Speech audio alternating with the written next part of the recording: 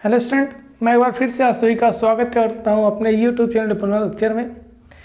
तो जो surveying second का सीरीज चल रहा है उसमें आज ये चैप्टर नंबर 2 थियोडोलाइट का पार्ट नंबर 2 है, जिसमें हम डिस्कस करेंगे थियोडोलाइट के पार्ट्स के बारे में कि थियोडोलाइट के कौन कौन से पार्ट्स होते हैं।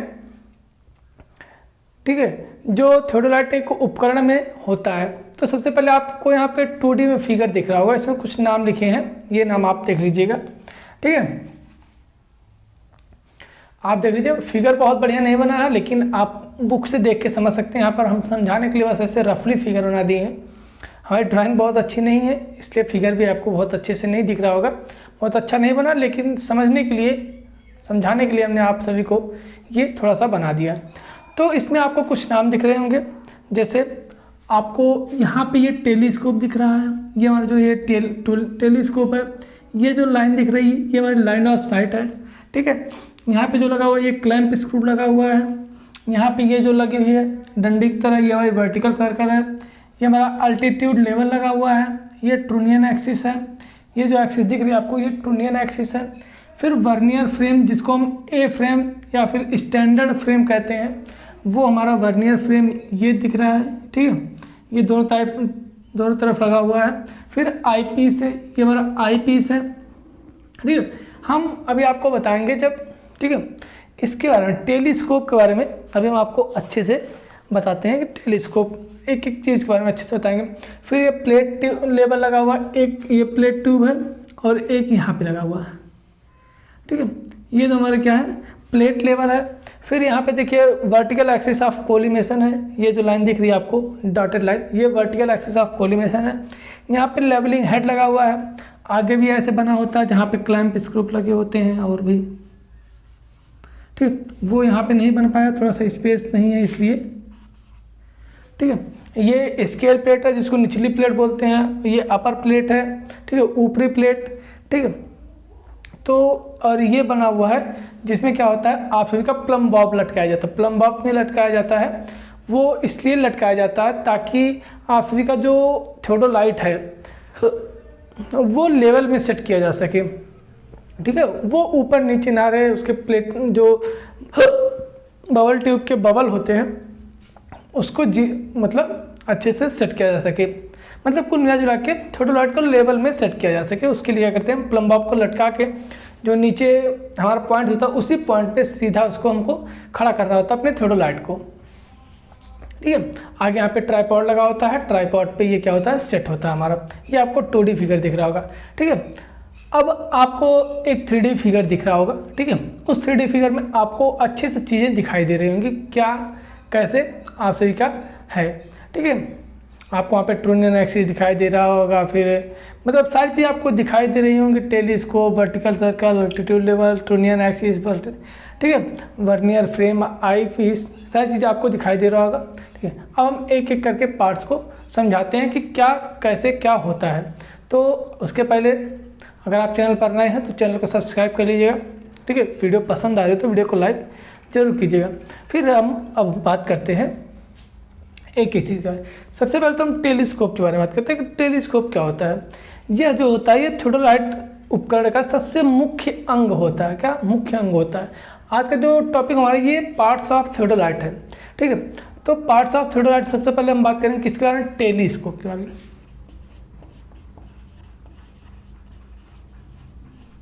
टेलीस्कोप, दूरबीन। ठीक है, ये क्या होता है, सबसे मुख्य अंग होता है किसी भी थियोडोलाइट का। मेन पार्ट क्या होता है सबसे, जिस अगर टेलीस्कोप नहीं रहेगा तो हम देखेंगे कैसे, रीडिंग नहीं ले पाएंगे, तो इसलिए इसको मेन पार्ट बोलते हैं थियोडोलाइट का, किसी भी थियोडोलाइट का। तो दूरबीन मुख्यतः दो तरह की होती है, एक एक्सटर्नल फोकसिंग दूरबीन, दूसरा इंटरनल फोकसिंग दूरबीन। ठीक है, एक क्या एक्सटर्नल फोकसिंग दूरबीन टेलीस्कोप, और दूसरा क्या होता है, इंटरनल फोकसिंग टेलीस्कोप।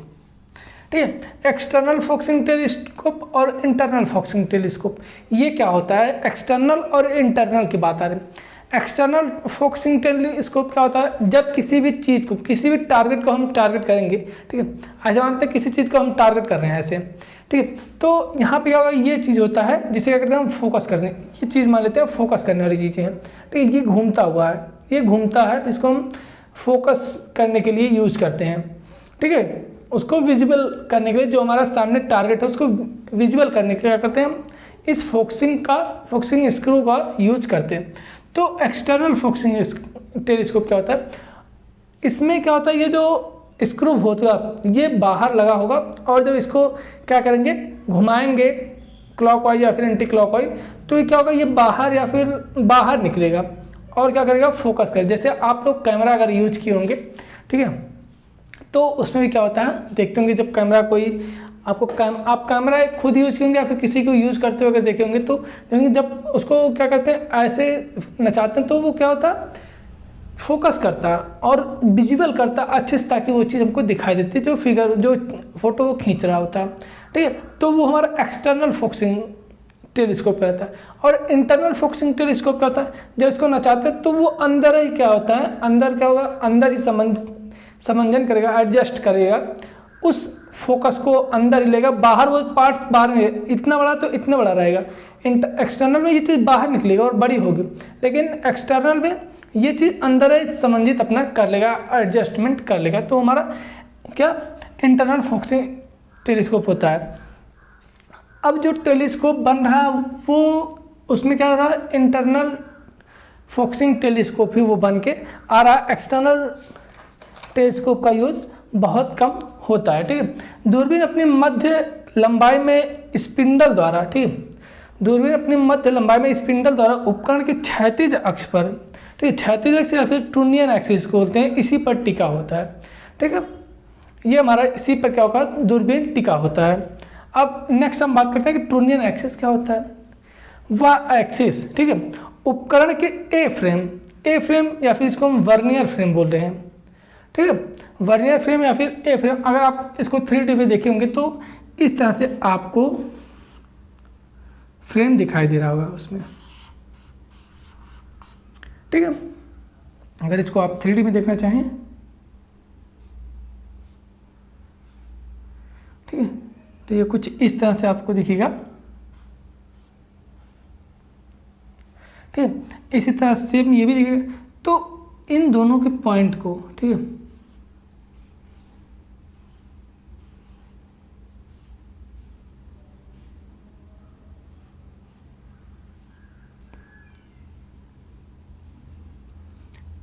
इन दोनों को जोड़ने के लिए, ठीक है, क्या होगा, इन दोनों को जोड़ने के लिए जो हमारा लगा होता है, क्या, जो एक्सिस, जिस एक्सिस पर क्या होगा, हमारा उपकरण के ए फ्रेम जिसके ऊपर दूरबीन लगाई जाती है, के दोनों शीर्षों को मिलाने वाली जो एक्सिस, जो लाइन होती है, जो क्षैतिज लाइन होती है, वही हमारी क्या, ट्रूनियन एक्सिस कहलाती है। नेक्स्ट हम बात करते हैं किसके बारे में, नेक्स्ट हम बात करते हैं वर्टिकल एक्सिस के बारे में। वर्टिकल एक्सिस क्या होता है, हम बात करते हैं वर्टिकल एक्सिस के बारे में। ट्रूनियन एक्सिस क्या हुआ कि उपकरण के ए फ्रेम जिसके ऊपर दूरबीन टिकी होती है के दोनों शीर्षों को मिलाने वाली रेखा, के दोनों शीर्षों को मिलाने वाली लाइन, क्षैतिज लाइन क्या कहलाते हैं हमारी, ट्रूनियन एक्सिस या फिर हॉरिजॉन्टल एक्सिस कहलाती है। अब हम बात करते हैं वर्टिकल एक्सिस।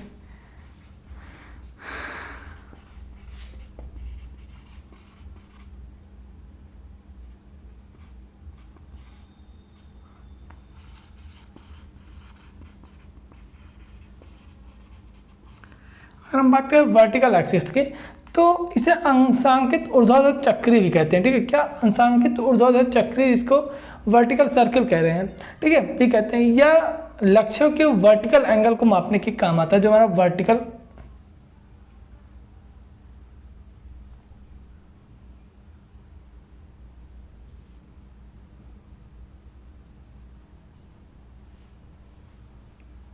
हाँ एक मिनट,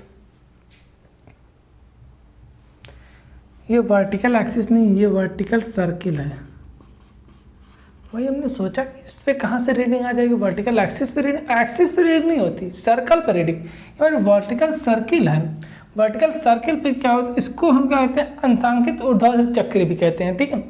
वर्टिकल एक्सिस को अंशांकित ऊर्ध्वाधर चक्री भी हम कहते हैं।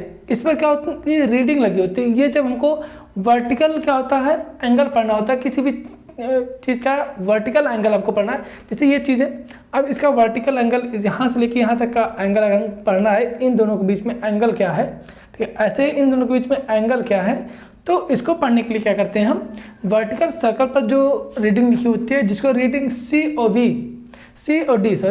डी बोलते हैं, उसको पढ़ते हैं। तो वो हमारा वर्टिकल सर्किल लगा, 360 0 से लेकर 360 तक क्या होगा, इस पर रीडिंग बनी होती है, ठीक है। और ये 4 क्वाड्रेंट मतलब 4 चतुर्थांशों में डिवाइड होता है, 0 से 90, 0 से 90, 0 से 90, ऐसे ही ये 4 चतुर्थांशों में डिवाइड होता है। ये टोटल होल क्या हो जाता है, 360, ठीक है। ये हमारा वर्टिकल सर्किल होता है। हम बात करते हैं किसकी, अल्टीट्यूड लेवल की। अल्टीट्यूड लेवल क्या होता है, यह एक लंबी व सुग्राही पार्सल हिंदी क्या होते हैं, अल्टीट्यूड लेवल का पार्सल होता है, लेवल होता है, ठीक है, जो वर्नियर फ्रेम के ऊपर लगी होती है। जब थियोडोलाइट से तलेक्षण कार्य किया जाता है तब पार्सल का बुलबुला मध्य निशान में होते हैं। एक ये होता है और एक हमारा प्लेट लेवल होता है, ये और प्लेट लेवल, इन दोनों का जो हमारा क्या होता है, बुलबुला बबल होता है, वो हमारा सेंटर में होना चाहिए जब भी हमको रीडिंग लेनी हो तब, ठीक है। ये हमारा अल्टीट्यूड लेवल होता है, ठीक है। जब हमको ऊर्ध्वाधर लेना है तो हमको इसको ज़्यादा ध्यान देना होता है, जब क्या वर्टिकल रीडिंग हमको लेनी होती है तो इसको हमको ज़्यादा ध्यान देनी पड़ती है।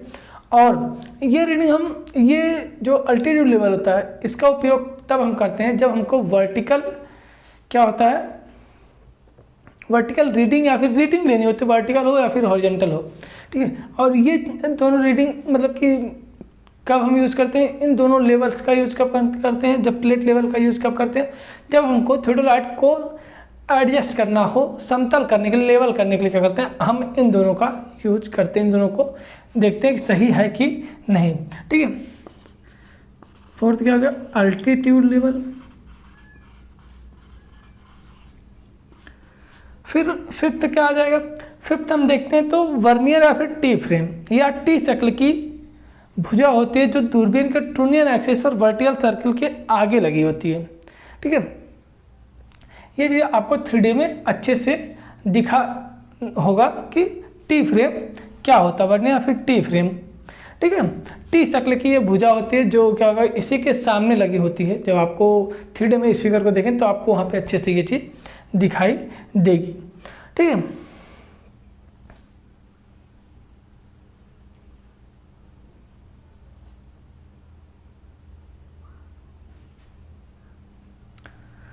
नेक्स्ट हम बात करते हैं, ये हुआ अल्टीट्यूड लेवल, फिर हुआ हमारा क्या, टी फ्रेम।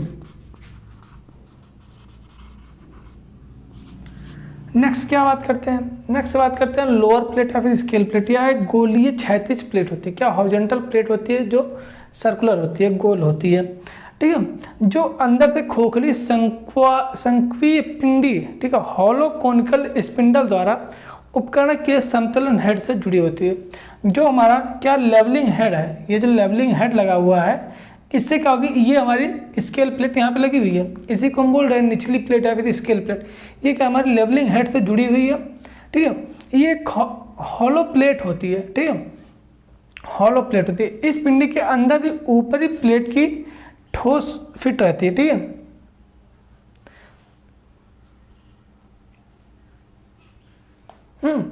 इसके ऊपर क्या होता है, एक प्लेट ऊपरी प्लेट लगी होती है और इन दोनों प्लेटों को जोड़कर जो हमारी एक वर्टिकल एक्सिस बनती है, उसी को वर्टिकल एक्सिस, एक जो लाइन बनती है वो हमारी वर्टिकल एक्सिस कहलाती है, ठीक है। आई होप कि आपको समझ आए। ये निचली प्लेट क्या होती है, एक हॉलो प्लेट होती है।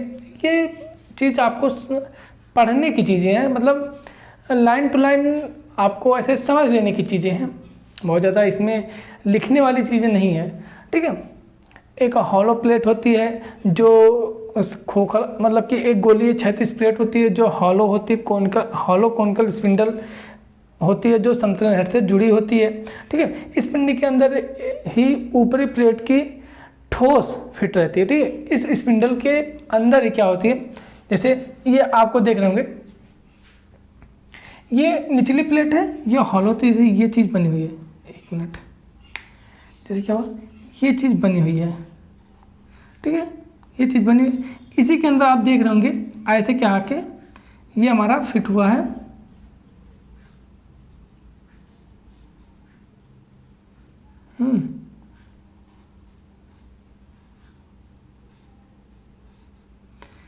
ये आप देख रहे होंगे इसी में आके ये हमारा ऊपर वाला जो प्लेट है, ये तो हमारा है ही, ये हमारा निचली प्लेट है ही, और इसी में आप देख रहे होंगे कि ये भी फिट है। कौन सा? ये तो ऊपर वाली प्लेट है, ये आके इसी में रख दिया गया है। ये चीज़ आपको दिखाई दे रहा होगा,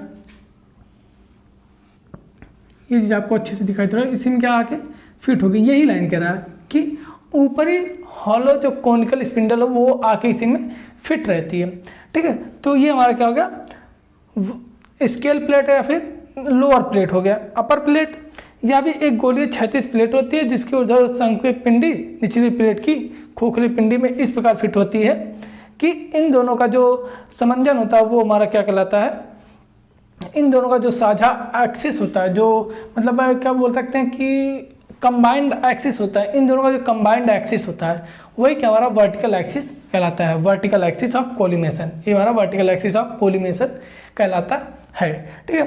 अब हम बात करते हैं नेक्स्ट किसके बारे में, नेक्स्ट हम बात करते हैं कि क्लैंप स्क्रू या फिर slow motion screw.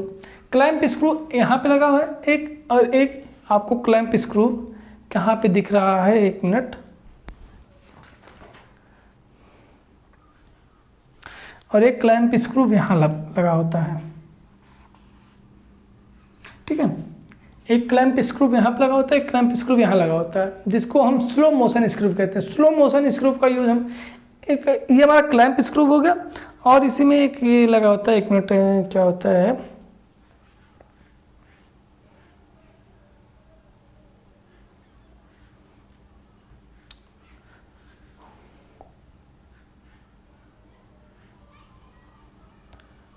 Levelling screw, ठीक है। क्या लेवलिंग स्क्रू और क्लैंप स्क्रू, लेवलिंग स्क्रू का यूज़ कब करते हैं, आप जब 3D में देख रहे होंगे तो आप ये जो एक प्लेट थी ये लोअर प्लेट, इसके ऊपर ये अपर प्लेट, ठीक है। क्या ट्राई ब्रैच क्या है, एक है ट्राई ब्रैच है, ट्राई बेट और ट्राई ब्रैच, ठीक है। एक मिनट, एक ट्राई ब्रैच है और एक ट्राई बेट है, ठीक है, जिसपे क्या होता है हमारा पूरा थियोडोलाइट सेट होता है। ट्राई ब्रैच ऐसे तिकोना आपको दिख रहा होगा, ऐसे ही आपको कैसे